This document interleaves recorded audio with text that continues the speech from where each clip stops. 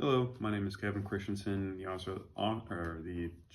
host of this channel, Kevin Wonders, and yeah, I just had a couple of interesting thoughts that I wanted to share with you. And so, what I was thinking about recently was this idea of evolution and the common ancestor between um, modern human and primates.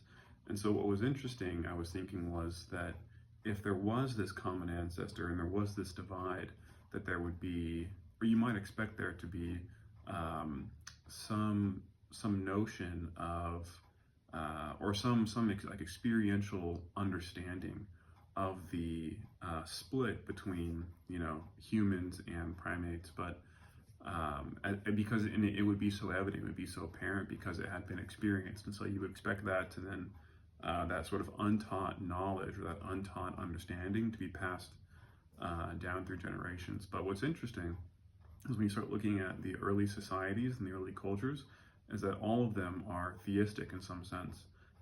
Even if they're polytheistic, they all start with some type of divinity that is usually tied into the creation of their society, of their culture. And it was only later that atheism came out of that. Atheism was sort of a response to the theistic societies that were the earlier societies.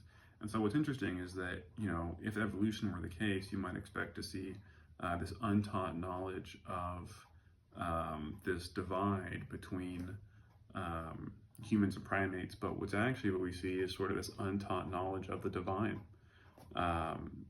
And in all the early societies, to my knowledge, that I've looked into, I've just seen that they all have some sense of the divinity in their society and a part of their culture.